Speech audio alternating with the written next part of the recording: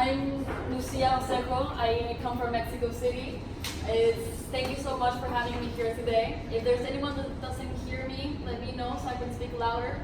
I also am aware that some of you might not speak or English very well, so if you have any questions, feel free to stop me and Malika can be my translator. I'll be talking to you about my trajectory today, of how I came from Mexico City to London, to now giving you a presentation today in Turkey. So to start off, this is an image, a mural that was made by a Mexican painter from the early 20th century. His name is Diego Rivera.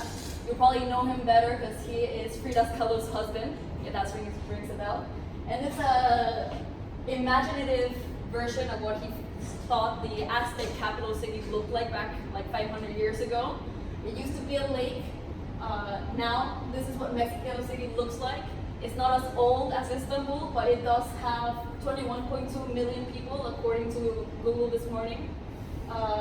So 20% of the entire Mexican population lives in this very densely populated city and has all the problems in the world. The city's sinking, there's not enough water, there's a lot of air pollution because it's in a valley of mountains, and that's just the tip of the iceberg. Oh, we also have really bad earthquakes. So it's a city that has all the problems in the world, but somehow we make it. I'm also bringing up my family.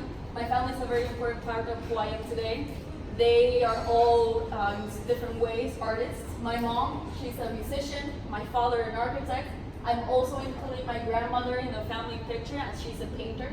Then there's my siblings. I'm the middle child.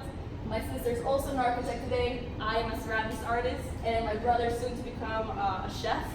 So everybody is in the arts.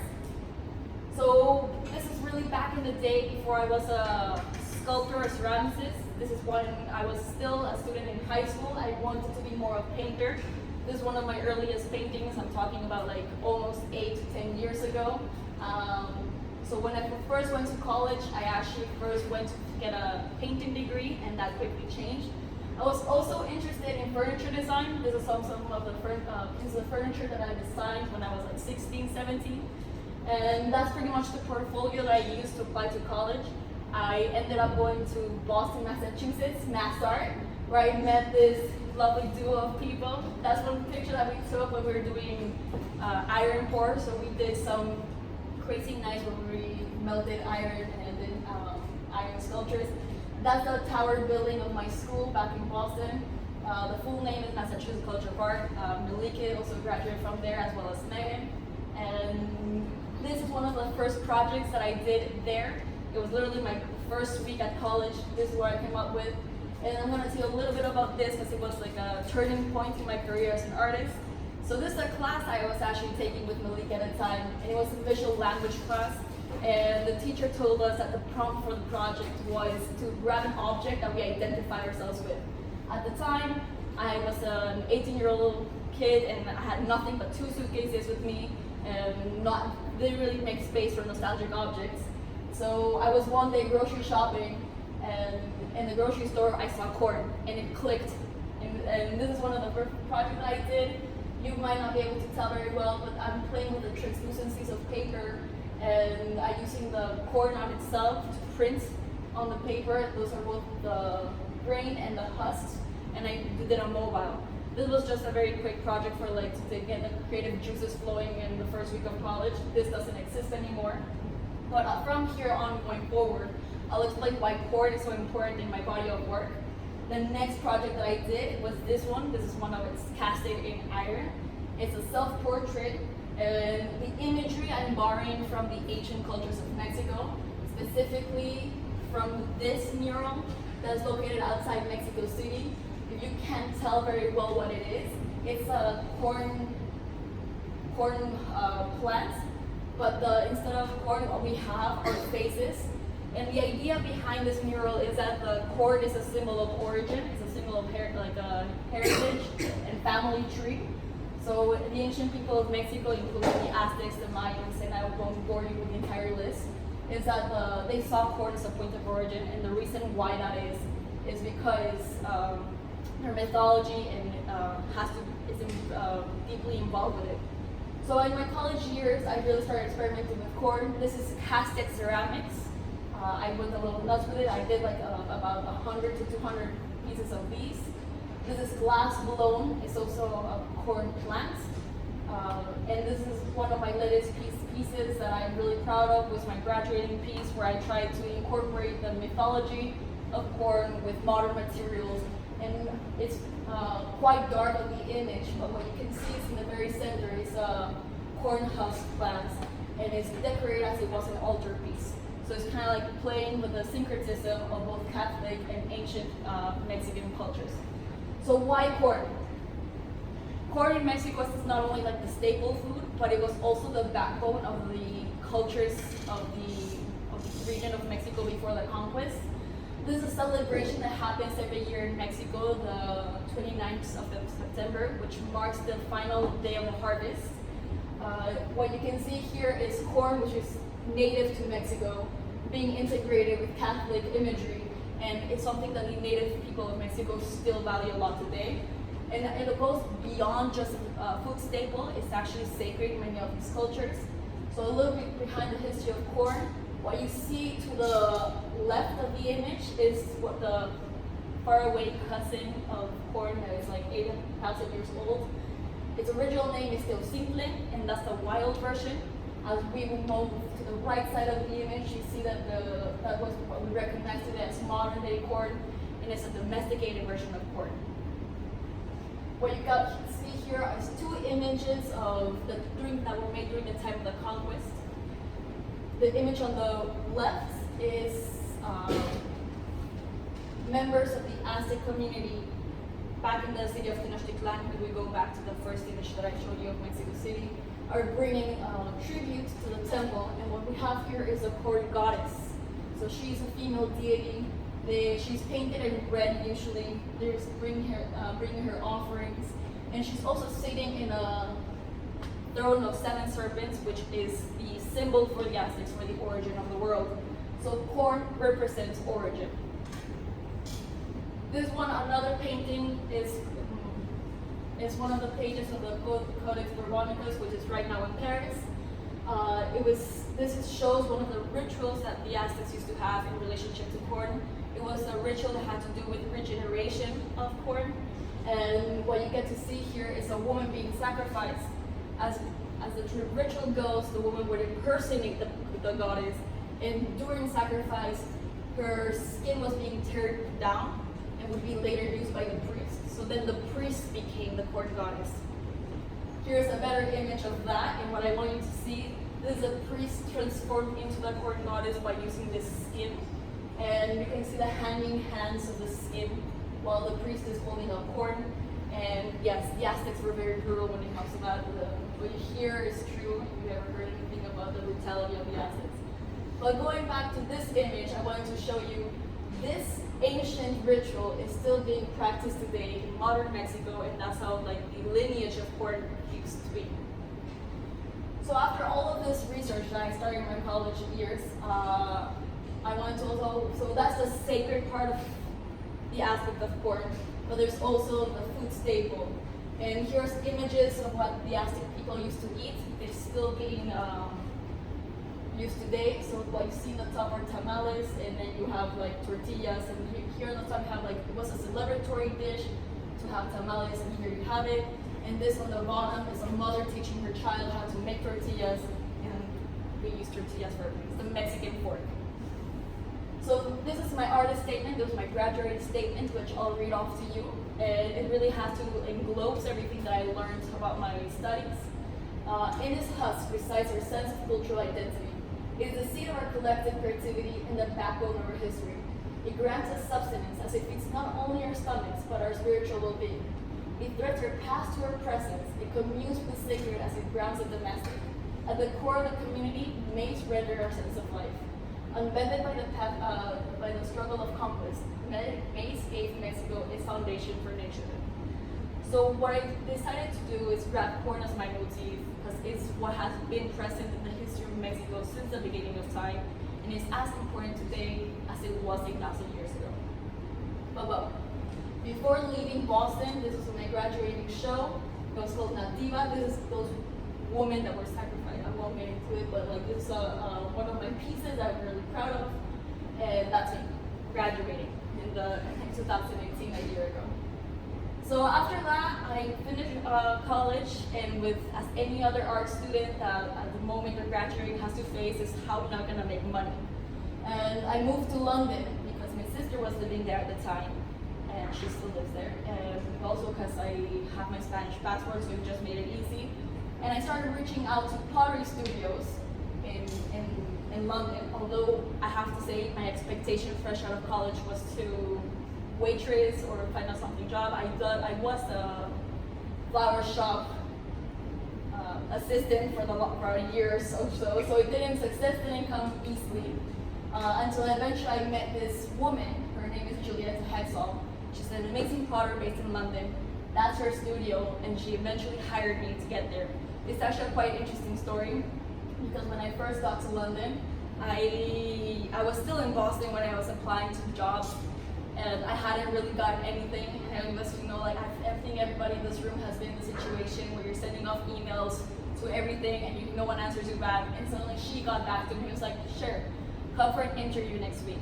At that time I was still in Boston, so the first thing I did, I just like bought the first plane ticket I saw. The same day I got to London, I ran into the interview and I got the job, and it felt like a miracle.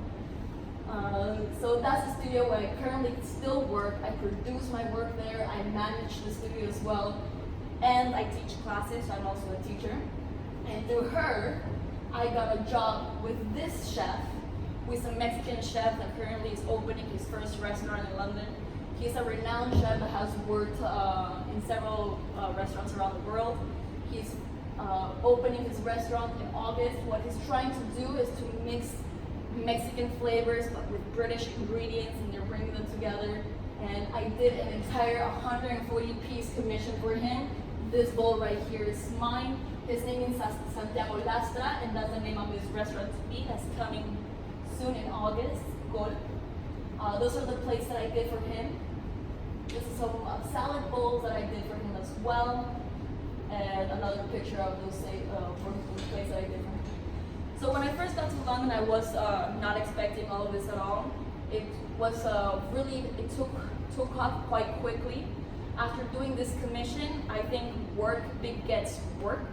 And one of my co-workers, she's a French girl from Paris, her name is Capucine. She contacted me to work on this other project with her. This was an amazing project. I think it was the funnest one that I've done so far. It's by so the person that organized this, his name was James Haywood. And I don't know if it exists anywhere else in the world. I haven't seen it myself. It's called supper clubs, and it's like private events that happen underground at certain different times, and they're kind of like obscure, and they're an entire experience. It's not just like a restaurant in a fixed spot. They choose like random locations around the city, and they're like just like happenings to an extent. You buy a ticket, you get like an 8-course meal, but it's all about like the theatrical. There's a chef, and everything's like, it's an entire experience. There's really no other way to explain it. It's not just going and sit down and get a meal. It's about the textures and the flavors and the presentations. So I was lucky through this other potter in London. I was able to get this job opportunity. That's the plate that I did. It's a dessert plate, which it was really hard to make because the plate is not. It has like it has a lot of structural issues when actually making the plate.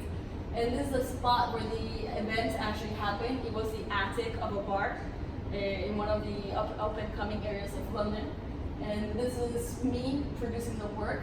So that's actually the dessert bowl, and what it ends up having is a really long bowl. It's like a 23-centimeter bowl, but the actual part where you get to put the food is no more than 8 centimeters. So it was quite ridiculous in proportion-wise. So I wasn't really sure how he was gonna make it work, but it happened. This is when they're still on the clay is still wet and it's still workable. That's the final after they're glazed and everything. And these are the work of the other potters that for that same event. And when you're starting to get more involved in these events, you start networking with other potters. And through this work, I got to work with this other restaurant, which is my latest, most recent project. It's a restaurant called Gold. It's in the fanciest part of London. It's in Notting Hill. And the rumor on the street is that members of the royal family are investors in this restaurant, but those are just rumors. That's the chef, and the restaurant just opened this last week, so it's as new as it gets. This was a painful experience because it was like a 400 plate commission, and 70 of them were a mistake. I mean, the glaze reacted so like the entire ceramic process is actually very chemistry oriented, and there's a lot of chemistry that goes behind like the clay bodies and matching the glazes, and sometimes, like you can see in the image on the left, the glaze can react in very unexpected and hurtful ways, and I lost 70 of these bowls and I had to remake them. So that was painful. The ones on the right, those are the remade ones, and it took me forever and a lot of money to get them to remake. So because of this incident, I had to bring in my team of friends to help me get the job done. The one on the right, he's also now my apprentice. The one in the middle is Capucine, the girl that like took me on the second project that I work on. And the girl at the end, she is my co-worker at the studio where I work with. So these are the final products of that project. It was very intense. I was in the studio working for like 16 hours at a time every day, throwing pieces for 8 hours at a time. My hands were destroyed by the end of this, and it was quite difficult, but it was over and done with. So on that picture, all those plates were made by me. Here I want to talk about how important social media is, and that's something I have to get better at because I'm not the best at social media. And slowly but surely, you have to like grow your platform, grow your network, and I mean that's like the restaurant posting my work, and then all of that really again gets you more and more work. That's me with all those 400 plates stored in my house. That's sort of like behind the scenes, what you guys look like in the studio when I sit down to work. I try to make all at the same time. So if I have one single shape, I try to make all the shapes in one go, because that's the best way to get them all to look the same. Otherwise, you know, like there could be more variations on dimensions and all that stuff. So I sit down and throw 80 at a time, and that takes me like around 8 hours of non-stop work. And this is a video of me actually doing it, which one can you press start?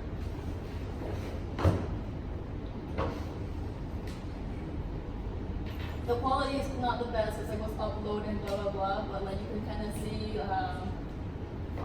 it's fast paced.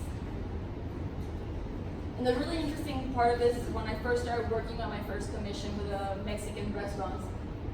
When I first sat down on the wheel to work in repetition, I was making about 6 to 8 bowls an hour, and now I can make around between 15 and 20 bowls an hour.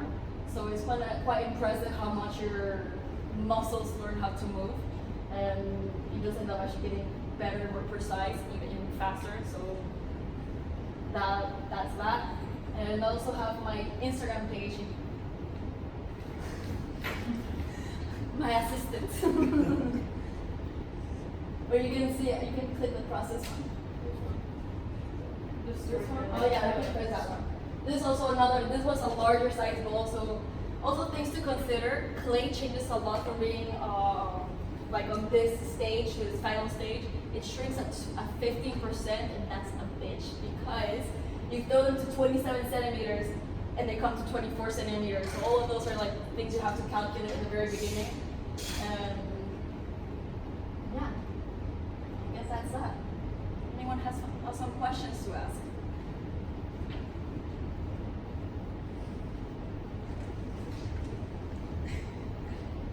Türkçe sorabilirsiniz istediğiniz bir şey varsa Melike çevirir. Tabağın altını istiyor. No, sen sor ikinci soruda. Have you done pottery also in college, or was that? No, I did take a class in pottery in college, although I have to say the teacher that taught us, he's an amazing teacher, but he's very eccentric in the sense that he didn't teach us how to produce this way. It was more like sculptural pieces on the wheel. Most of it I had to learn on my own because I was more of a sculpture student rather than a pottery harder at the time. And yeah, most of it, like I had to learn pretty much how to become this good, this fast in the past 5 months. So it was a twist in my life, plot twist. Kahvaltı nasıl buluyorsun? Kahvaltı nasıl yapıyorsun? Nasıl gözüküyor mu? Do you have video of you trimming underneath the like? In my phone. Well, she's asking how you made the trim the underneath. Okay, so in regards to process, so what you see right now, so I make them first, I make the one side first, and I usually let them dry overnight, so it does take like 12 hours for them to dry, for them to be hard enough for me to take off, flip over, and with tools I actually come in and carve out the bottom. So what you see, so it's actually a very long process. So it takes me 8 hours to do 80 bows the first time. The next day I have to come in and do the trim the bottom, and that's another 8 hours. And then I have to wait for them to dry like 3 to 4 days. Put them in the kiln the first time for 24 hours. That's called the bisque fire. Then I have to glaze them, which is you think, oh, it's gonna take me nothing, it's because you just dip them. No, you have to dip them and then wipe the bottom, and then like if the glaze gets damaged, you have to wash it down, dip it again, and then fire them to a second time for another 24 hours to a higher temperature. So all of this is like a week-long process if everything goes well, because it's really easy for a piece to crack or something to warp. One of my biggest problems in this commission was that my studio where I work right now is quite small, and we have the kiln, so like in the same room, and I hadn't really had this problem before, that the drying, because the kilns are in the room, are coming, the heat is coming from one direction, so that makes one side dry faster than the other side. So when you're trimming, you suddenly get like a bump because the tool is not able to carve in evenly. So and then it becomes to warp, because then you have a thinner side and a thicker. So all these little things, you don't realize that they're a problem until they are a problem, and you have to figure out solutions. And many of these bowls I had to like remake a couple of times, and it's been painful in that sense. But that's pretty much how the process is laid out in the making of it. And it dries your hands horribly. Like I come home with clay up to my shoulders. And there's clay dust in my bed as well. It's one of those things. Do you do anything else for a living? What? Anything else for a living? No, I actually have to say I'm lucky enough to be able to live these make a living out of being a potter, which is rare to say. It's again going back to like my expectations when I graduated college was to having find work as a waitress. I was actually already applying to being a bartender in pubs when I first got to London. So I have to say I'm in a very lucky position where I actually am able to make a living off of this work. Yeah. Teaching is a big one, I have to say. I have to teach a lot of classes every week in order to pay rent. So yeah. Did you have any other plans that you had with that lucky? There was something like my plans were in part really close to my where I'm living currently. There's a craft store of Mexican artifacts. So when I first got to London, it was actually my first thing was I was gonna work there, and that was actually like what I was gonna like, oh perfect, it's like a craft store of Mexican stuff, and I was gonna it was perfectly good because there was no more qualified person than me. No, I'm Mexican. That's pretty much the best qualification I could have to work there. I already had the job, and then I had to turn it down because I got out of nowhere so busy with doing this. So I do think there was a luck factor. I do believe that you make your own luck, and it also has to do with timing, like sending the right email to the right person at the right time. And I think that was young. I just do think it was lucky in that sense because there's talented people all over the world that didn't have the opportunity I did. And then it goes back to that potter that I met, Julieta. She was the thing that opened the doors for me. I have to say that it's really inspiring for my job. Your success story, I think it's Thank you. inspiring. Thank you. Thank you for sharing with us. No. I hope you guys liked it. I didn't bore you with how important corn is. But other than that, if anyone has any any more questions, let me know. And if not, it's okay too.